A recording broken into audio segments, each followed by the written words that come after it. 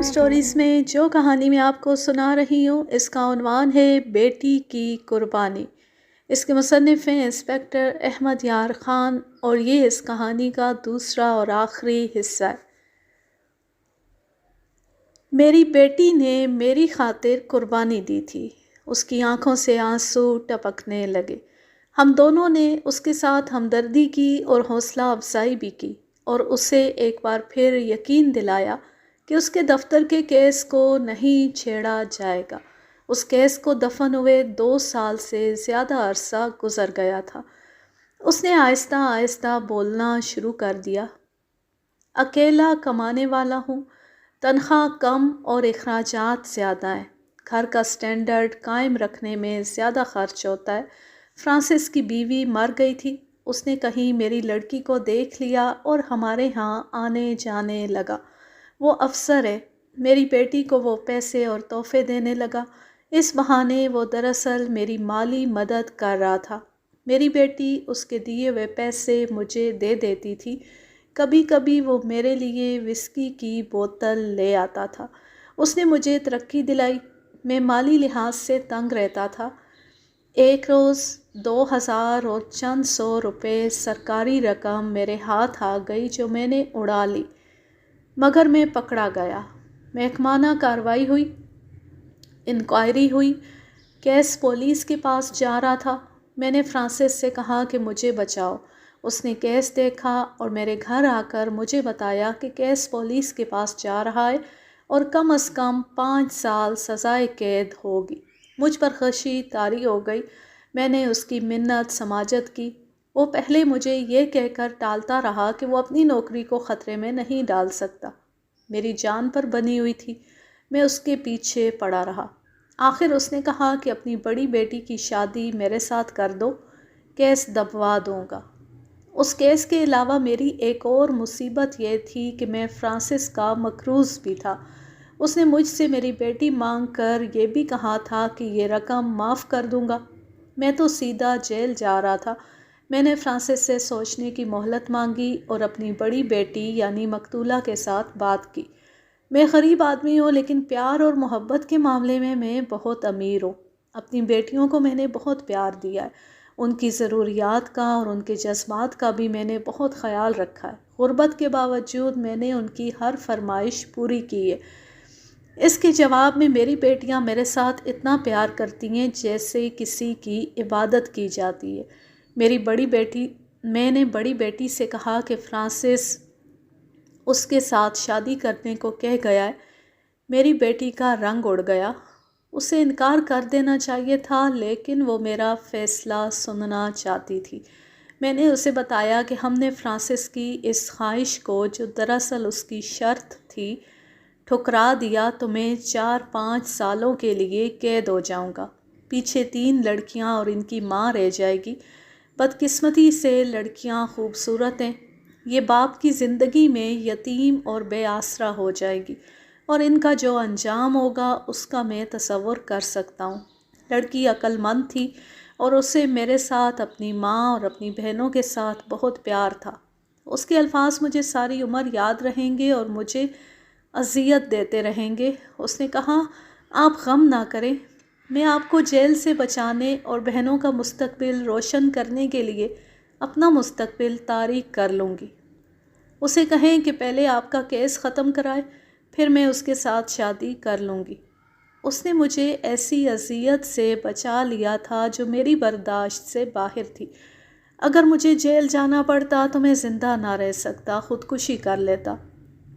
لیکن خدا نے مجھے سزا دی، میری بیٹی قتل ہو گئی۔ اب ساری عمر اس کی قربانی مجھے اذیت دیتی رہے گی۔ اتنی مدت گزر جانے کے باوجود یہ آدمی اور اس کے الفاظ مجھے یادیں، اس کے آنسو اسی طرح بہہ رہے تھے جس طرح اس کے منہ سے الفاظ نکل رہے تھے۔ میں نے اس وقت بھی سوچا تھا اور آج بھی میری سوچ وہی ہے کہ اپنے پادری کے کہنے کے مطابق اگر یہ شخص اپنی تہذیب اور اپنے وطن کی معاشرتی اقدار ترک نہ کرتا تو اتنا غریب نہ ہوتا۔ اس دور میں اسے جو تنخواہ مل رہی تھی وہ 5 افراد کے کنبے کو باعزت روٹی دینے اور ہر ضرورت پوری کرنے کے لیے کافی تھی۔ اس کی غربت کا ذمہ دار مذہب نہیں تھا، وہ عیسائی رہتا لیکن انگریز بننے کی کوشش نہ کرتا، شراب نہ پیتا اور اپنا رہن سہن ہندوستان کے متوسط اور شریف طبقے کی طرح رکھتا تو اسے غبن کا جرم نہ کرنا پڑتا اور اسے اپنی بیٹی بھی قربان نہ کرنی پڑتی۔ ذرا غور کریں کہ قرآن نے شراب اور فضول خرچی کو حرام قرار دے کر انسان پر کتنا بڑا احسان کیا ہے۔ میری بیٹی نے اپنے جذبات بھی قربان کر دیے تھے، وہ کسی اور کو چاہتی تھی۔ یہاں میں شرمسار ہو کر یہ اعتراف کرتا ہوں کہ بیٹی نے ایک قربانی مجھ سے مانگی جو میں نہیں دے سکا۔ پادری کی طرح اس نے بھی مجھ سے مخاطب ہو کر کہا، میں آپ سے معذرت کے ساتھ آپ کو بتا رہا ہوں کہ وہ ایک مسلمان کو چاہتی تھی۔ میں نے اس لڑکے کو نہیں دیکھا، اس کے نام اور پتے کا بھی علم نہیں۔ وہ میری بیٹی کو پیسے دیا کرتا تھا جو وہ اپنی ماں کو دے دیا کرتی تھی۔ مجھے پتہ چلا تو میں نے اپنی بیٹی کو ڈانٹ کر کہا کہ تم عصمت فروشی کر رہی ہو۔ اس نے قسمیں کھائیں، گرجے میں چلنے اور انجیل ہاتھ میں لے کر پادری کے سامنے قسم کھانے کو کہا۔ اس نے مجھے بتایا کہ وہ بہت امیر آدمی ہے اور ان کی محبت پا کے اور وہ شادی کا عہد کر چکے ہیں۔ بیٹی نے یہ بھی بتایا کہ یہ آدمی عیسائیت قبول کرنے کو تیار ہے۔ میں نے اسے کہا کہ ان امیر زادوں کا کوئی مذہب نہیں ہوتا اور جب انسان پر محبت کے جذبات کا غلبہ ہو جاتا ہے تو مذہب بے معنی ہو کے رہ جاتا ہے۔ میں نے بیٹی سے کہا کہ عورت کے جذبات زیادہ نازک ہوتے ہیں، اس لیے ہوگا یہ کہ تم مسلمان ہو جاؤ گی۔ اس کے بعد فرانسس آن ٹپکا اور میری بیٹی نے اپنا مستقبل اور اپنے جذبات قربان کر دیے۔ اور یہ مقتول رابرٹ کہاں سے آن ٹپکا؟ میں نے آپ سے کہا تھا کہ یہ کوئی سکینڈل معلوم ہوتا ہے، لیکن میں اسے رد عمل یا انتقام بھی کہوں گا۔ فرانسس خشک طبع اور بیہودہ آدمی ہے۔ اس نے میرا کیس تو دفتر میں ہی ختم کرا دیا تھا اور مجھے قرض بھی بخش دیا تھا۔ اس کے بعد میری بیٹی نے اس کے ساتھ شادی کر لی، مگر اس نے میری بیٹی کی قدر نہ کی، اس کے ساتھ بہت برا سلوک کرتا رہا۔ اسے شاید یہ احساس تھا کہ وہ بوڑھا اور بھدا ہے اور لڑکی جوان اور خوبصورت ہے، اس لیے لڑکی اس کی وفادار نہیں ہو سکتی۔ وہ لڑکی پر بے بنیاد الزام تھوپتا رہتا تھا۔ میرا خیال ہے کہ لڑکی نے انتقاماً اپنے جذبات کو مارنے کی بجائے ان کی تسکین کا درپردہ انتظام کر لیا تھا۔ آپ کو کبھی پتہ چلا تھا کہ مقتولہ اس مسلمان سے ملتی ملاتی تھی یا قطع تعلق کر لیا تھا؟ نہیں۔ بہرحال میں وثوق سے کچھ کہہ نہیں سکتا۔ ہم نے مقتولہ کی چھوٹی بہن سے اور ماں سے بھی پوچھا کہ وہ اس مسلمان کو جانتی ہیں جسے مقتولہ چاہتی تھی۔ وہ اسے نہیں جانتی تھی۔ ہم وہاں سے آئے تو میرے ذہن میں اس معمے کا جو حل آ رہا تھا وہ یوں تھا کہ لڑکی نے اس مسلمان امیر زادے کو مایوس کیا اور فرانسس جیسے بھدے آدمی کے ساتھ شادی کر لی، پھر رابرٹ کے ساتھ دوستانہ کر لیا۔ مسلمان کو پتہ چل گیا اور اس نے دونوں کو قتل کرا دیا۔ ہو سکتا ہے مقتولہ نے اسے بتایا ہو کہ اس نے فرانسس کے ساتھ اپنے باپ کو مصیبت سے نجات دلانے کے لیے شادی کی ہے۔ مسلمان نے یہ صورت قبول کر لی ہوگی لیکن میل ملاقات جاری رہا ہوگا، مگر رابرٹ کے ساتھ تعلقات اس شخص کے لیے ناقابل برداشت ہوں گے۔ ڈوگن نے بھی یہی سوچا تھا لیکن وہ فرانسس کو نظر انداز نہیں کر رہا تھا۔ مجھے اس سے پورا اتفاق تھا۔ اب تو پادری نے اور مقتولہ کے باپ نے بھی بتا دیا تھا کہ فرانسس مزاج کا بہت برا آدمی تھا۔ پولیس کی نگاہ میں اس میں قتل کرنے یا کرانے کا مادہ موجود تھا۔ وہ اپنے مکان میں نظر بند تھا۔ تفتیش کے دوران ہم ایک ہی بار اس کے پاس گئے تھے اور اسے اقبال جرم کے لیے تیار کرنے کی کوشش کی تھی۔ اسے سزا سے بچنے کا طریقہ بھی بتایا تھا۔ اسے یہ بھی کہا تھا کہ وہ کرائے کے قاتلوں کو پکڑوا دے اور ہم اسے الزام سے بری کرا دیں گے، لیکن وہ غصے میں تھا۔ مجھے یہ شک بھی ہوتا تھا کہ یہ شخص بہت چالاک ہے اور یہ بھی کہ اسے توقع ہے کہ اس کا سرکاری رتبہ اسے پولیس کے جال سے نکال لے گا۔ اس نے سب انسپکٹر جگموہن سنگھ کو رشوت دے کر اپنے آپ کو تفتیش سے خارج کرایا، بلکہ ساری تفتیش خراب کرا دی تھی۔ اس کا یہ اقدام اس کے خلاف ہمارے شک کو یقین میں بدل رہا تھا۔ ہم رابرٹ کے گھر گئے۔ رابرٹ جوانی میں قتل ہو گیا تھا۔ اس کا باپ ہمیں دیکھتی واہی تباہی بکنے لگا۔ دراصل اس کی کوششوں سے تفتیش تھانے سے نکلوا کر ہمیں دی گئی تھی۔ اس نے پہلے تو مقتولہ کے باپ کو برا بھلا کہا۔ وہ کہتا تھا کہ باپ شرابی اور چور ہے۔ اس نے روپے پیسے کے لالچ میں لڑکی فرانسس جیسے جنگلی بھینسے کو دے دی۔ لڑکیاں بد چلن ہیں۔ اس لڑکی نے ہمارے بیٹے کو پھانس لیا۔ اس کے ساتھ ہی اس نے ایک مسلمان ٹھیکیدار کو پھانس رکھا تھا۔ فرانسس کو پتہ چلا تو اس نے بیوی کو طلاق دینے کی بجائے اسے اور ہمارے بیٹے کو قتل کرا دیا۔ اس نے پسماندہ اور گنوار ہندوستانیوں والی حرکت کی۔ لیکن آپ کا بیٹا فرانسس کی غیر حاضری میں رات کو اس کے بیڈ روم میں کیا کر رہا تھا؟ وہ لڑکی بدمعاش تھی، لڑکی نے بلایا ہوگا۔ اس سے ہم نے جو کچھ بھی پوچھا اس نے الٹا اور بے معنی جواب دیا۔ یہ بھی پوچھا کہ وہ مسلمان کون ہے، اسے بھی اس کا نام وغیرہ معلوم نہیں تھا۔ ہم نے اسے کہا کہ ہم رابرٹ کی بیوی کے ساتھ علیحدگی میں بات کرنا چاہتے ہیں۔ اس نے اس لڑکی کو ہمارے پاس بھیج دیا۔ اس کی عمر 23-24 سال تھی، خاص طور پر خوبصورت نہیں تھی۔ وہ اداس تھی لیکن اس کی آنکھوں میں آنسوؤں کی نمی تک نہیں تھی، ہونی بھی نہیں چاہیے تھی۔ وہ ہندو نہیں تھی کہ ساری عمر اسے بیوگی میں کاٹنی تھی، اور مسلمانوں والی برادری کی پابندیوں سے بھی آزاد تھی۔ وہ یقیناً دوسری شادی کا سوچ رہی ہوگی۔ اس واردات کے متعلق کچھ بتا سکتی ہو؟ میں کوئی نئی بات نہیں بتا سکتی۔ آپ کو معلوم ہے، سب کو معلوم ہے کہ رابرٹ فرانسس کے بیڈ روم میں اس کی بیوی کے ساتھ قتل ہوا ہے۔ اسے قتل ہونا ہی تھا۔ اگر قتل نہ ہوتا تو یا فرانسس اپنی بیوی کو طلاق دے دیتا یا میں رابرٹ سے طلاق لے لیتی۔ کچھ تو انجام ہونا ہی تھا۔ تمہیں معلوم تھا کہ رابرٹ مقتولہ میں دلچسپی لیتا ہے؟ مجھے معلوم ہو گیا تھا۔ اس کی دلچسپی مجھ سے ہٹ کر ادھر منتقل ہو گئی تھی۔ اس کا مطلب یہ ہوا کہ مقتولہ کا چال چلن اچھا نہیں تھا۔ شادی سے پہلے اچھا تھا، فرانسس کے قبضے میں آ کر وہ بگڑ گئی۔ تم اتنے یقین کے ساتھ بات کر رہی ہو، کیا تم نے سنی سنائی پر یقین کر لیا ہے؟ نہیں، وہ میری کلاس فیلو تھی، ہم ہمراز سہیلیاں تھیں۔ اس کے والدین کا گھر ہمارے گھر سے دور تھا، پھر بھی ہم اسکول کے بعد ملتی ملاتی اور بہت دیر اکٹھی رہتی تھی۔ اگر تم اس کی ہمراز ہو تو تمہیں معلوم ہوگا کہ وہ کسی مسلمان امیر سادے کو چاہتی تھی۔ اچھی طرح جانتی ہوں، میں رابرٹ کو چاہتی تھی۔ اس کی باتیں میں اسے سنایا کرتی تھی اور وہ اپنے چاہنے والے کی بڑی اچھی اچھی باتیں مجھے سنایا کرتی تھی۔ تم نے اسے دیکھا تھا؟ ان کے ساتھ گھومی پھری بھی ہوں۔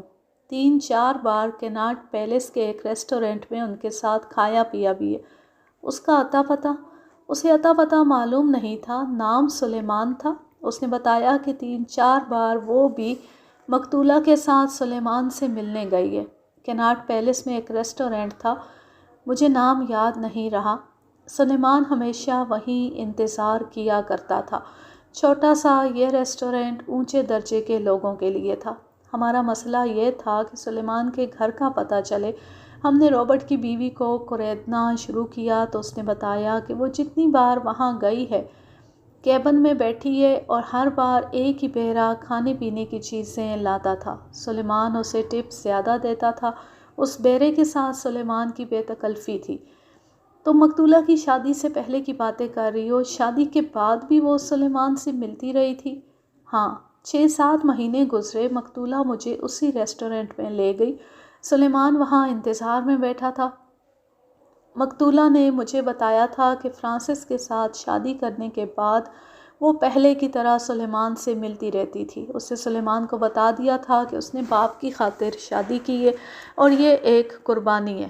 اس نے مجھے بھی بتایا تھا کہ اپنے باپ کے لیے اور اپنی بہنوں کے مستقبل کے لیے اس نے اپنے جذبات اور اپنی محبت کو قربان کر دیا ہے۔ وہ میرے ساتھ باتیں کرتے رویا کرتی تھی۔ اس نے مجھے یہ بھی بتایا تھا کہ سلیمان اسے کہیں بھاگ چلنے کو کہہ رہا ہے اور وہ یہ بھی کہتا ہے کہ وہ کسی اور سے شادی نہیں کرے گا۔ وہ فرانسس کو قتل کرنے کے لیے بھی تیار تھا لیکن مقتولہ نے اسے روک دیا تھا۔ کہتی تھی کہ فرانسس کی موت کا اسے کوئی افسوس نہیں ہوگا لیکن سلیمان پکڑا جائے گا اور اسے سزائے موت ہو جائے گی۔ وہ کہتی تھی کہ میں اپنی محبت کو زندہ رکھنا چاہتی ہوں۔ سلیمان کے ساتھ ملاقاتیں قتل تک چلتی رہی ہوں گی۔ اس کے قتل سے 6-7 ماہ پہلے تک تو مجھے معلوم ہے کہ وہ سلیمان سے ملتی رہی۔ میں آخری بار اس کے ساتھ ریسٹورنٹ میں 6-7 ماہ پہلے گئی تھی۔ اس کے بعد میرا اور مقتولہ کا تعلق ٹوٹ گیا تھا۔ فرانسس نے اسے باہر جانے سے روک دیا ہوگا؟ نہیں، میں نے اس سے ملنا چھوڑ دیا تھا۔ وجہ یہ ہوئی کہ وہ شادی سے پہلے کی طرح بعد میں بھی میرے گھر آیا کرتی تھی۔ رابرٹ کے ساتھ میری شادی مقتولہ کی شادی سے 1 سال پہلے ہوئی تھی۔ یہ تو میں دیکھ رہی تھی کہ رابرٹ مقتولہ کے ساتھ بے تکلف تھا، لیکن یہ کوئی بری بات نہیں تھی۔ میں نے قتل سے 6 ماہ پہلے دیکھا کہ رابرٹ اور مقتولہ اس حد تک بے تکلف ہو چکے ہیں جسے کوئی بیوی برداشت نہیں کر سکتی۔ مجھے باہر سے پتہ چلا کہ رابرٹ مقتولہ کے گھر اس وقت جاتا ہے جب فرانسس گھر نہیں ہوتا۔ رابرٹ میرے ساتھ کھچا کھچا رہنے لگا۔ ایک بار ایک پارٹی میں فرانسس اور رابرٹ کی لڑائی بھی ہو گئی۔ فرانسس غصے سے چلا گیا، لیکن مقتولہ پارٹی میں رہی اور رابرٹ کے ساتھ ناچتی رہی۔ اس لڑکی نے بہت سی باتیں سنائیں۔ ان تفصیلات سے ہم نے یہ اخذ کیا کہ مقتولہ سلیمان سے بھی ملتی تھی اور اس نے رابرٹ کو بھی پھانس لیا تھا۔ اب ہماری دلچسپی سلیمان کے ساتھ تھی۔ میں نے یہ دیکھ لیا تھا کہ یہ لڑکی یعنی رابرٹ کی بیوی قتل کرانے کی ہمت نہیں رکھتی۔ ہم پھر سلیمان پر آ گئے اور پوچھا کہ سلیمان مقتولہ کے گھر میں کبھی گیا تھا؟ کبھی ذکر نہیں ہوا۔ میرا خیال ہے اسے مقتولہ کے گھر جانے کی ضرورت نہیں تھی۔ اس کا اپنا بڑا خوبصورت تانگا ہے۔ ریسٹورنٹ سے میں گھر آ جاتی اور سلیمان مقتولہ کو اپنے تانگے میں کہیں لے جاتا تھا۔ تانگے کے نام پر ہم چونکے۔ ڈوبگن کے منہ سے بے اختیار نکلا، سلیمان ہمارا آدمی ہے۔ میں ایک بار پھر بتا دوں کہ اس دور میں اپنے تانگے کی حیثیت ایک کار جیسی ہوتی تھی۔ وہ زمانہ کاروں کا نہیں تھا۔ ہم نے تانگے اور گھوڑے کے متعلق اس سے چند ایک باتیں پوچھیں اور اسے کہا، تم ہماری مدد کر سکتی ہو، ہمیں قاتل کو پکڑنا ہے۔ تم اسی ریسٹورنٹ میں جاؤ اور اس بیرے سے کہو کہ تم سلیمان سے ملنے آئی ہو۔ اس کا گھر کا پتہ بتاؤ۔ اگر اسے معلوم نہ ہو تو وہاں ہر شام جاؤ، شاید سلیمان تمہیں مل جائے۔ کسی طرح اس کے گھر کا پتہ معلوم کرو۔ ہم خود ریسٹورنٹ میں جا سکتے تھے، لیکن بیرا ہمیں مشکوک آدمی سمجھ کر ٹال سکتا تھا۔ رابرٹ کی بیوی ہماری مدد کے لیے تیار ہو گئی۔ اس کے بعد ہم کلب اور ہر اس جگہ جہاں یہ لوگ تفریح وغیرہ کے لیے جمع ہوتے تھے مختلف لوگوں سے ملتے اور معلومات لیتے رہے۔ ایک آدمی نے جو کلب کو کچھ اشیاء سپلائی کرتا تھا سلیمان کے گھر کا پتہ بتا دیا۔ اس آدمی کو ہم نے یہ پتہ نہ چلنے دیا کہ ہم پولیس کے آدمی ہیں۔ ہم نے اپنے آپ کو سلیمان کے دوست ظاہر کیا تھا۔ یہ بھی پتہ چل گیا کہ وہ بہت بڑے ٹھیکیدار کا بیٹا ہے، تعلیم یافتہ ہے، باپ کے ساتھ کام کرتا ہے، خوبصورت جوان ہے۔ باپ کی جائیداد خاصی تھی۔ اس خاندان نے انگریزوں کی بہت خدمت کی تھی۔ ڈوبگن نے کہا کہ سلیمان ہمارا ملزم نہیں، اسے صرف شامل تفتیش کر سکتے ہیں، اس کے خلاف کوئی شہادت نہیں۔ وہ مقتولہ کے ساتھ دوستی سے صاف انکار کر سکتا تھا، اس کے خلاف تھوڑی سی شہادت کی ضرورت تھی۔ یہ تو ہمارا شک تھا کہ مقتولہ اور مقتول کو اسی نے قتل کرایا ہوگا۔ اب تانگے نے شک کو ذرا تقویت دے دی تھی، لیکن ہمارے پاس ابھی بھی کوئی ٹھوس ثبوت نہیں تھا۔ مجھے یہ شک تھا کہ سلیمان فرانسس کی غیر حاضری میں مقتولہ کے گھر جاتا ہوگا۔ اگر یہ نہیں تو یہ ضرور ہوگا کہ وہ کبھی تو رات کو اپنے تانگے میں مقتولہ کو گھر تک چھوڑ گیا ہوگا۔ اگر ایسا ہوا ہے تو دوسرے بنگلوں والوں نے کسی نے دیکھا ہوگا یا چوکیدار نے دیکھا ہوگا۔ بہرحال یہ اندھیرے میں بھٹکنے والی بات تھی۔ تفتیش بھٹک بھٹک کر ہی کی جاتی ہے۔ مجھے گورکھے چوکیدار کا خیال آیا۔ نیپالی گورکھوں میں آج بھی یہ وصف موجود ہے کہ ڈیوٹی کے پکے اور دیانتدار اور سچ بولنے والے لوگ ہیں۔ اتنی وفادار قوم شاید دنیا بھر میں اور کوئی نہیں۔ ہم نے گورکھے چوکیدار کو اپنے ہیڈ کوارٹر میں بلایا، اسے تانگے کا رنگ، ساخت اور گھوڑے کا رنگ بتا کر پوچھا کہ کبھی رات کو اس نے یہ تانگا اپنے علاقے میں آتے جاتے دیکھا ہے۔ اس نے کوئی تسلی بخش جواب نہ دیا۔ اس سے ہم ادھر ادھر کی معلومات لیتے رہے جو برائے نام تھی۔ میں نے محسوس کیا کہ اس کے ساتھ ہم وقت ضائع کر رہے ہیں۔ تفتیش چونکہ قتل کی ہو رہی تھی، اس لیے گورکھا ہم پر ثابت کرنے کی کوشش کر رہا تھا کہ یہ اس کی کوتاہی کا نتیجہ نہیں۔ اس نے اپنی پوزیشن صاف کرنے کے لیے کہا، مجھے افسوس ہے کہ دوسرے چوکیدار نے اس رات مجھے چھٹی کرا دی تھی، ورنہ قاتل نکل کر نہ جاتے۔ میں نے کبھی چھٹی نہیں کی تھی۔ مجھے مسلمان چوکیدار کا بیان یاد آ گیا۔ میں نے سوچا کہ گورکھے سے اس کے بیان کی تصدیق یا تردید کرا لی جائے۔ گورکھے کے ان الفاظ نے کہ دوسرے چوکیدار نے اس رات مجھے چھٹی کرا دی تھی مجھے شک میں ڈال دیا۔ میں نے اسے کہا کہ تم ان دنوں بیمار ہو گئے تھے، اس لیے اس نے تمہیں چھٹی کرائی تھی۔ بیمار؟ کون؟ میں کبھی بیمار نہیں ہوا۔ پھر چھٹی کیوں کی تھی؟ اس نے کہا تھا کہ ہم نے کبھی چھٹی نہیں کی، مہینے میں ایک رات تم چھٹی کر لیا کرو، میں تمہارا علاقہ سنبھال لیا کروں گا، اور ایک رات میں چھٹی کر لیا کروں گا۔ اس نے مجھے کہا کہ تم کل رات چھٹی کرو۔ تم کب سے یہاں چوکیداری کر رہے ہو اور وہ کب سے ہے؟ کوئی 3 سال ہو گئے ہیں، اور وہ مجھ سے پہلے کا ہے۔ ہمیں تنخواہ بنگلوں کے صاحب لوگ دیتے ہیں۔ ہم اردو میں باتیں کر رہے تھے جو ڈوبگن اچھی طرح سمجھتا تھا۔ اس نے گورکھے کو باہر بیٹھنے کو کہا۔ ہم نے اس پر غور کیا کہ مسلمان چوکیدار نے کہا تھا کہ گورکھا بیمار تھا۔ اس نے گورکھے کو اس رات چھٹی کرائی جس رات قتل کی واردات ہوئی۔ جائے واردات پر تانگا آیا تھا۔ مقتولہ کے چاہنے والے کے پاس اپنا تانگا ہے۔ ہم نے گورکھے کے ساتھ ایک کانسٹیبل بھیج دیا کہ مسلمان چوکیدار کو ابھی ساتھ لے آؤ۔ گورکھے کو معلوم تھا کہ وہ کہاں رہتا ہے۔ وہ کوئی 2 گھنٹے بعد آیا۔ میں نے اسے کہا کہ اب جھوٹ بولنے سے پہلے یہ سوچ لینا کہ تم سیدھے پھانسی کے تختے پر جا رہے ہو۔ میں نے اسے سلیمان کے تانگے کا رنگ، ساخت اور گھوڑے کا رنگ بتا کر کہا، قتل کی رات یہی تانگا تم نے دیکھا تھا؟ اس نے کچھ کہنا چاہا لیکن میں جان گیا کہ وہ اندر سے ہل گیا ہے۔ میں نے اس کا جواب سنے بغیر کہا، سلیمان خود ساتھ تھا؟ اس کی آنکھیں ٹھہر گئیں، اور تم قریب ہی کھڑے تھے؟ حضور والا، اس کے منہ سے اتنا ہی نکلا۔ ڈوبگن نے کوئی سوال کیا تو میں نے ڈوبگن کو انگریزی میں کہا، اب آپ چپ رہیں، آپ کی نسل نے ہماری بڑی اچھی رہنمائی کی ہے۔ یہ میری نسل ہے، یہ میں جانتا ہوں کہ اس سے کس طرح رہنمائی حاصل کی جاتی ہے۔ میں اٹھ کھڑا ہوا۔ میز پر ڈوبگن کا بیت کا ڈنڈا رکھا تھا جو کوئی 2 فٹ لمبا اور 1 انچ موٹا تھا۔ وہ یہ ڈنڈا ہمیشہ ہاتھ میں رکھتا تھا۔ یہ اس دور کا رواج تھا۔ میں نے ڈنڈا پکڑ کر چوکیدار کے سامنے میز پر اتنی زور سے مارا کہ چھوٹے سے بند کمرے میں بڑا بلند دھماکہ ہوا۔ چوکیدار بری طرح بدکا۔ ڈوبگن بھی بدک گیا۔ میں نے چوکیدار سے کہا، تم نے کہا تھا کہ گورکھا بیمار تھا، اس لیے اس سے چھٹی کرائی تھی، لیکن تم نے قتل کی واردات کرانے کے لیے اسے چھٹی کرائی تھی۔ اس کے منہ سے ایک بار پھر نکلا، حضور والا۔ میں نے ڈنڈا اس کے کندھے پر رکھ کر کہا، فوراً اقبالی ہو جاؤ، وعدہ معاف گواہ بن جاؤ۔ جانتے ہو وعدہ معاف گواہ کیا ہوتا ہے؟ ہمارے پاس پورا ثبوت آ گیا ہے، یہ موقع پھر ہاتھ نہیں آئے گا۔ اپنے ہاتھ سے پھانسی کا پھندا اپنے گلے میں نہ ڈالو، فوراً بولو کتنا انعام ملا تھا۔ وہ کچھ دیر چپ رہا، ہم بھی چپ رہے۔ اس نے سر اٹھایا اور آہستہ سے بولا، حکم بجا لاؤں گا سرکار، میرے چھوٹے چھوٹے بچے ہیں، میں انہیں یتیم نہیں ہونے دوں گا، ان کی قسمت تمہارے ہاتھ میں ہے۔ میں کاغذ اور قلم لے کر بیٹھ گیا اور اسے کہا، بولو۔ میں نے اتنا انعام لے کر یہ واردات کرائی ہے، میں نے 250 روپیہ لے کر یہ واردات کرائی ہے۔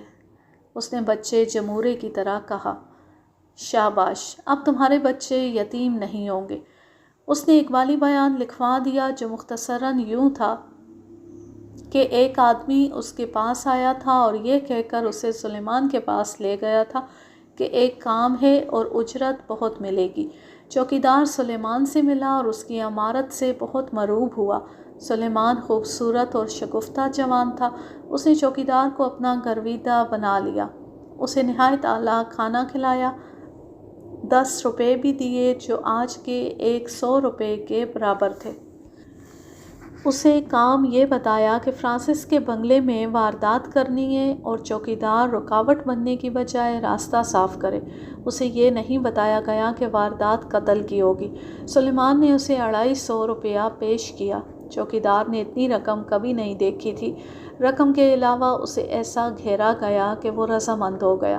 اس کی ڈیوٹی یہ تھی کہ فرانسس دورے پر جائے گا تو رات کو رابرٹ فرانسس کے گھر آئے گا۔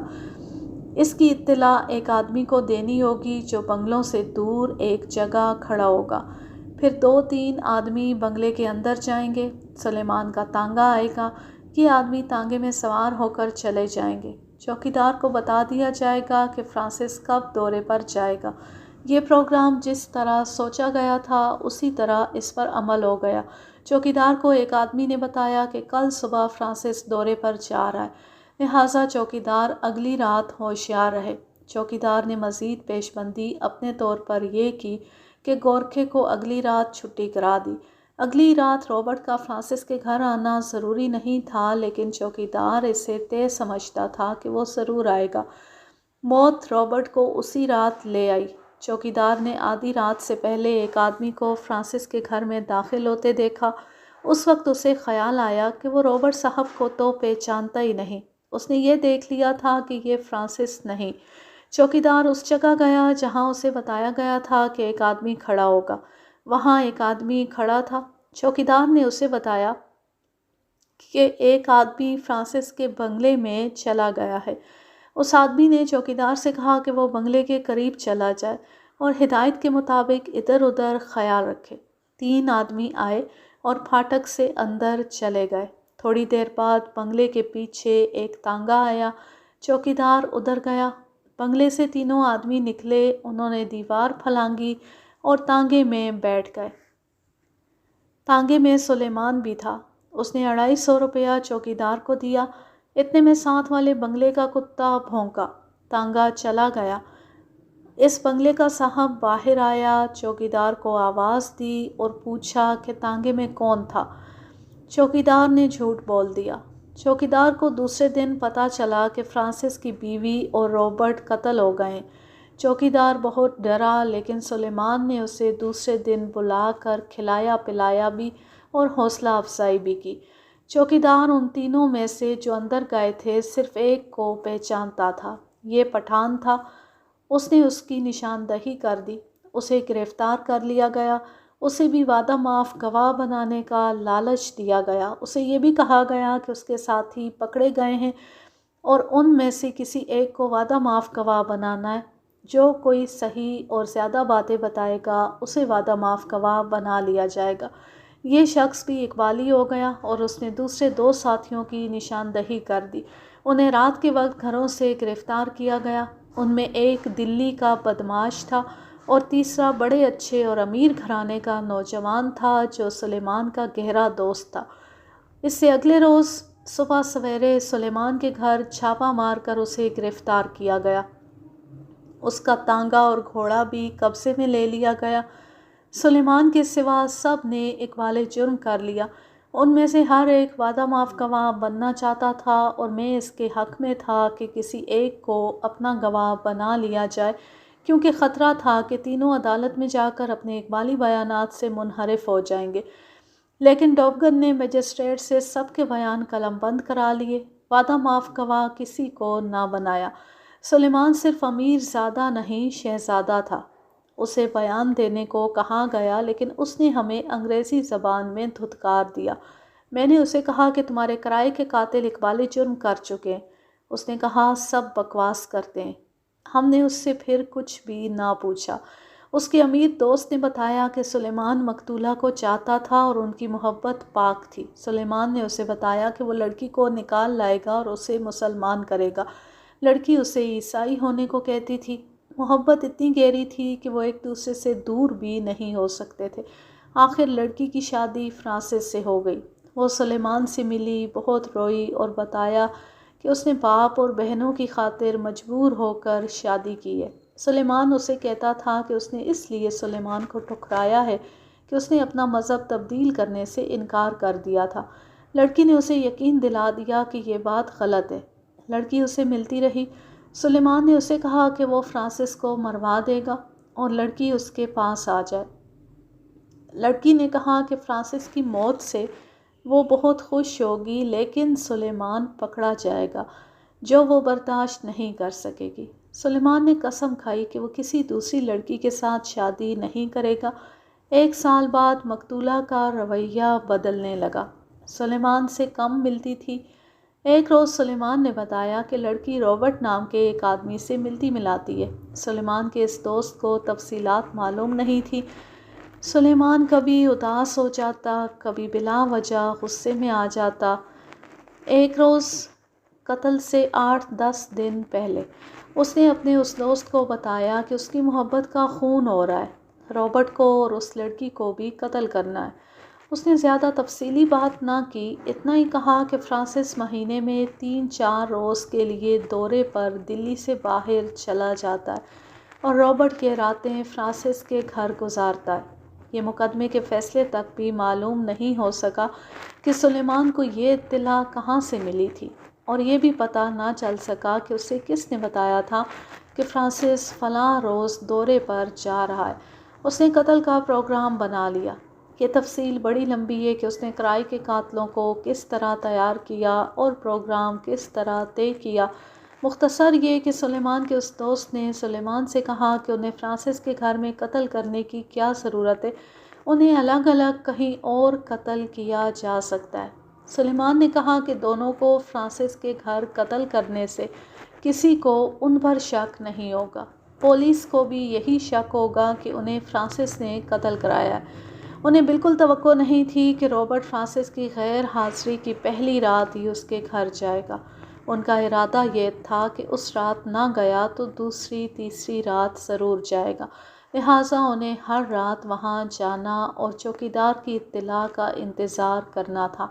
رابرٹ کی بد نصیبی کہ وہ پہلی رات ہی آ گیا۔ سلیمان کچھ عرصہ پہلے فرانسس کی غیر حاضری میں اس بنگلے میں آیا تھا۔ اس نے اپنے کرائے کے قاتلوں کو اچھی طرح سمجھا دیا کہ بیڈ روم کہاں ہے۔ تانگا سلیمان لایا تھا اور اپنے ساتھیوں کے ساتھ دور تانگے میں بیٹھا رہا۔ چوکیدار نے اطلاع دی تو سلیمان تانگے میں رہا اور اس کے 3 ساتھی پیدل بنگلے تک گئے۔ پھاٹک سے اندر گئے، کمروں کے دروازے بند تھے۔ پیچھے گئے تو ایک شیشہ ٹوٹا ہوا نظر آیا، ہاتھ ڈالا تو وہیں چٹخنی تھی جو کھول لی گئی۔ تینوں اندر گئے، اگلا دروازہ کھلا ہوا تھا اور ادھر روشنی تھی۔ دیکھا ٹیبل لیمپ جل رہا تھا۔ رابرٹ اور مقتولہ اندر ڈبل بیڈ پر سوئے ہوئے تھے۔ پٹھان نے چاقو سے مقتولہ کا پیٹ چیر ڈالا۔ دلی کے بدمعاش نے دوسری طرف ہو کر رابرٹ کے سینے میں چاقو مارے۔ سلیمان کے دوست کے پاس بھی چاقو تھا، اس نے بھی دونوں پر وار کیے۔ رابرٹ اٹھا اور فرش پر گرا۔ فرانسس کی بیوی پلنگ سے اس طرح گری کہ سر فرش پر لگا اور ٹانگیں پلنگ پر رہیں۔ تینوں باہر آ گئے۔ سلیمان تانگا لے کر آ گیا تھا، چوکیدار اس کے پاس کھڑا تھا۔ سلیمان نے پوچھا، کام ہو گیا؟ اس کے دوست نے جواب دیا، ہو گیا۔ سلیمان نے پوچھا، دونوں کا؟ اسے جواب دیا، دونوں کا، اور وہ چلے گئے۔ وہ مطمئن تھے کہ انہیں کوئی گرفتار نہیں کر سکے گا۔ سلیمان تو بہت ہی خوش تھا کہ اس نے اپنی بھیانک واردات پوری کامیابی سے کر لی ہے اور اب پولیس اندھوں کی طرح بھٹکتی پھرے گی، مگر اسے معلوم نہیں تھا کہ گناہ اپنے پردے خود اٹھا دیا کرتا ہے۔ ذرا سی غلطی پولیس کو روشنی دکھا دیتی ہے۔ سلیمان نے مجسٹریٹ کی عدالت میں بھی کہا کہ اس جرم کے ساتھ اس کا کوئی تعلق نہیں، اور سیشن کورٹ میں بھی یہی کہا، لیکن اس کے کرائے کے قاتلوں میں سے کوئی بھی اپنے اقبالی بیان سے منحرف نہ ہوا۔ ہم نے استغاثہ کی ہر کڑی نہایت خوبی سے ملائی تھی۔ تینوں قاتلوں اور سلیمان کو عمر قید دی گئی اور چوکیدار کو آنتے جرم میں 5 سال۔ ہائی کورٹ سے ان کی اپیلیں بھی مسترد ہو گئیں۔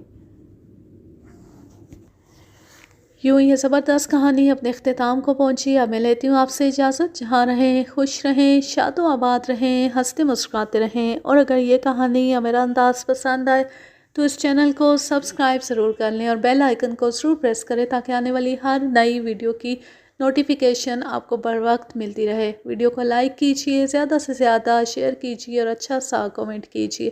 اللہ حافظ، اللہ نگہبان۔